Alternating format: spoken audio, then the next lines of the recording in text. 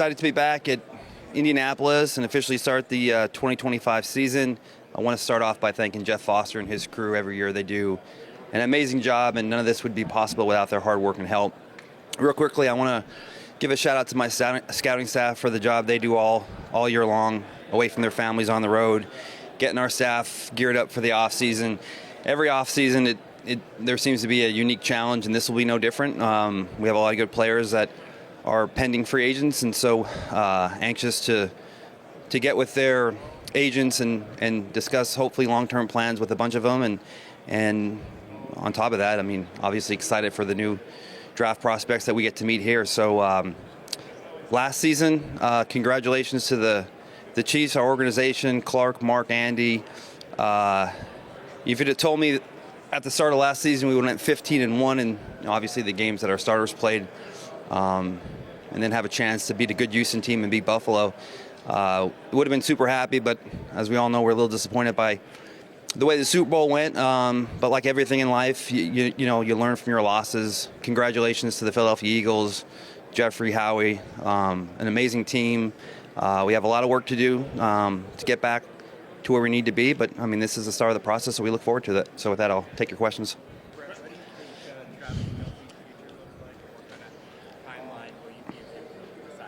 Yeah, I'm not sure how Coach answered that.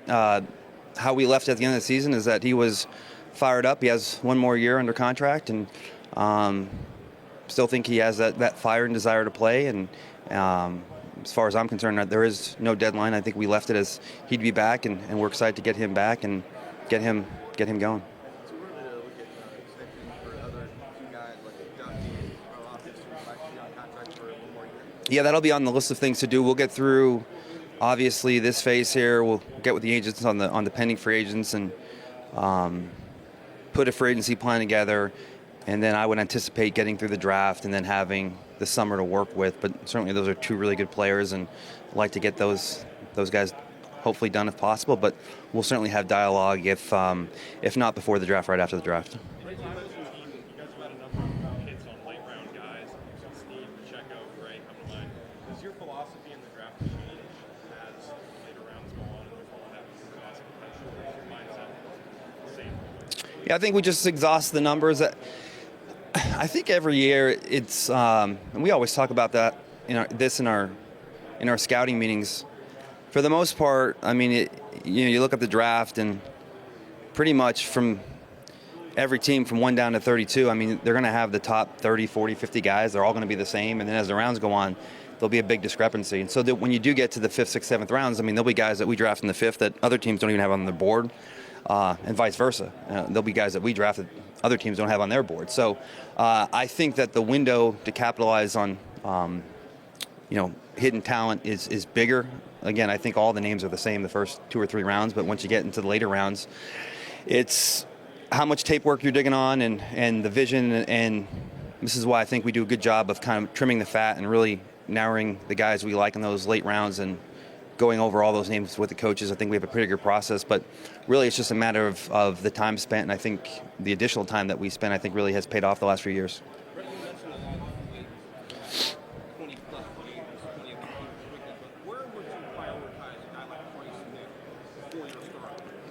Yeah, I mean, he's obviously be at the top of the list, and we've already had some good dialogue with him and with CAA and Torrey and Jimmy and his crew. So obviously a lot to work through, but I mean, this is the time of the year to do that. And again, we've already had some initial dialogue, and that will continue on this week and in the days to come leading up before free agency. So we'll certainly do what we can and feel, pretty optimistic about our possibilities there. Along the same lines of that offensive line, though, when I watch the Super Bowl, it kind of reminds me of the Super Bowl against the Buccaneers. Patrick Mahomes running for his life. Where would you put priority at left tackle this offseason? I think like every offseason, I don't want to speak for all the teams. I think every offseason it's offensive line and defensive line. I mean, you got to get a quarterback, right? And so we have one, and we're blessed to have one. But I think if you look at how we've handled the offseasons, whether it was a Joe Thuney or trading for a Brown or a Taylor or Frank Clark or Chris Jones, I mean, Mike Dana last year. I mean, we're always investing in the offense and defensive lines. It's just some years you have more numbers to work with than others, and I mean, that would probably be a similar challenge this year, and it's just coming up with some different, unique plans. But I think our priority is always on the fronts first, and this will be no different. Running backs, the free agent market seems so compressed recently. What do you think the impact will be of Derrick Henry's success, Saquon's success? Do you envision seeing an uptick in maybe some running back contracts? Yeah, I think there's a good possibility. It's funny, Brooke, you mentioned that. I was just talking to an agent. He had a couple running backs coming up, and I said, if you'd asked me a few years ago, I wouldn't have been as optimistic. But with the years, some of the guys that signed last year had, I think everything kind of comes full circle, and teams always it goes and flows. Where it's a run league, then it's a pass league, then it gets a little bit more balanced. But I certainly think when you have those, especially when you have those unique guys that have a full skill set where they can run, catch, and block, I think you'll start to see those guys coming back up to where they should be in the market. In what regard will you miss Mike Johnson? Well, shoot, Mike was like a best friend for me. I mean, he was the first guy I met when I came to Kansas City. We shared an office together for years, and he was one of those guys that when you go through a transactional period, whether it be free agency or the draft, I mean, you're always going to have big group discussions, small group discussions, discussion with your head coach, and then you're going to pull a guy to the side to really just share your thoughts and ideas with, and he was that guy for me. So I'm going to miss that, and I'm sure we'll still have some of those dialogues now when we're both vying for a same position or a same need. Maybe we won't be as forthcoming with each other, but he's a great guy. I'm really happy for him and his family, and I think he'll do some really good things there in Tennessee. One of the things that is interesting about the year you guys have had in the last couple of years, other than great success, Patrick Mahomes, his average depth in the target has gone down year after year. Last year, he was 41st on 43 quarterbacks. Is that a function of just lack of personnel, injuries this year, receiver?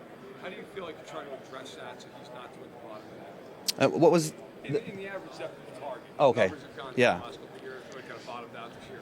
Is that a personnel thing to you? Is it an injury thing? How do you try to address it so he's not at the bottom? Yeah, no, I think it's a combination of everything, and I think we again approach every offseason where we want to get him not overthinking. He's grown and developed so much where Coach Nagy and I talk about this, where he knows maybe too much at this point, where he's seeing things that maybe defenses don't even do now because he's that far advanced. But I think it just comes down to settling his feet and him trusting the protection up front, and that's a continual point of emphasis for us, and that's why we always make it a priority to invest in the lines, and I think we'll have that approach. It's just it becomes more difficult, and that's why the league is so great. I mean, the more you win, the harder it's supposed to be, and so when you have a bunch of guys that are at the top of the market for their position, and then you have to pick last or close to last every year, it becomes really challenging. So you just have to kind of think outside the box and put some creative plans together, and we've been able to do that in different areas, different positions, and that's where the focus will be. Just continue to have him play confident behind the pocket, and we'll certainly always look to add weapons. And the last 2 years we've added 2 great receivers. It was a shame Rasheed got hurt because I think he had a chance to be a top 10 receiver, and then the progress Worthy made last year. I think those guys will be a dynamic combination, and we'll see if we can get Hollywood back. But again, receiver will be a position too that we'll never shy away from. Maybe similar to the free agents with as far as running backs. There's a couple projected to go in the first round this year. Do you think that's a byproduct of the strength of this running back class, or the way that offenses are trending in general? I think it's a combination of both. Obviously, the Boise State kid, I think when you have tape that is that dominant, and when you have a skill set that performs at the level he did week in and week out, anytime you watch a player and the projection is easy, you feel more comfortable in investing. And again, when you put out tape at that high a level, you're always going to come into play. But I think it's a combination of both, and I think that this is a deep running back class. I think that's the one position offensively. I think it's deep running back. In general, I think it's more of a defensive draft. I think that the talent is on the defensive line and the corners, and I think it's a solid linebacking crew. So, but again, I think, and also teams are, you need more than one. I mean, it's a long season, and you have to have a good tandem there. And you saw the Niners the last few years when they were operating at their peak. I mean, they had the guys like, the young undrafted free agent with McCaffrey with Elijah Mitchell. I mean, they've had a tandem there for a while. So I think having multiple running backs is a trend too that could elevate where those guys go. You've had a lot of success in drafting late round running backs. Is that because there's not a lot of parity necessarily in the position, or are you just hitting on gems late?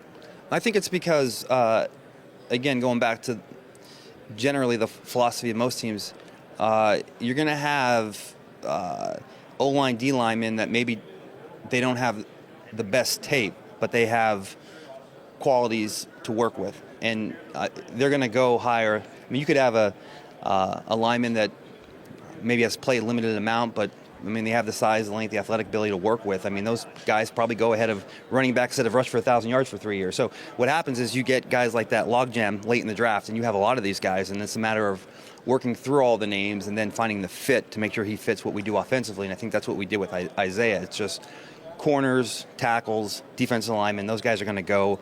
When their tape's good, they go high. And when their tape's average, they're still going to go in the middle rounds. Whereas the running backs, I mean, you can have a running back that rushes for 1,000 yards for 3 years and still go in the 6th or 7th round. So I think that's typically why there's more of a likelihood of hitting on running backs late in the draft. When you look at the division and you see the GMs and coaches, especially in Vegas, you look at the 4 head coaches now in the AFC West. How would you characterize this? Well, it's outstanding, and on top of the hire that Vegas made, I'm close with John Spytek, and surprised he wasn't a GM sooner. I mean, he's a really talented guy. He's a guy that I work with in Philadelphia. So between him and obviously Coach Payton and Coach Harbaugh and Coach Reed, I mean, it's an all-star lineup. And I mean, look, again, we had a really successful regular season, went 15-1. But if you look at the games that we played against the Chargers and the games we played against the Broncos, they were probably our toughest games and our most physical games, and that's not going to change, and those teams are only going to add to what they have talent-wise and get better. So it'll be a challenge just to win the division next year, and I think that's kind of the mindset we have going in the offseason. Thanks, everybody. We got to go. Thanks, everyone. Yeah. How many do you think can go in the first 2 rounds? It seems like there's a lot of guys. Oh, shoot. I mean, that's a good question. We probably have 5 to 6 right now, but I mean that number it will probably, as soon as some of these guys that we have in a 3rd round run 4-4, 4-3, then all of a sudden that number goes from 6 to 8 to 9 pretty quickly. So it's a good group. That group and the defensive line group is really deep. So hopefully we can add to our roster for sure at some point in the draft. Yep. Thanks.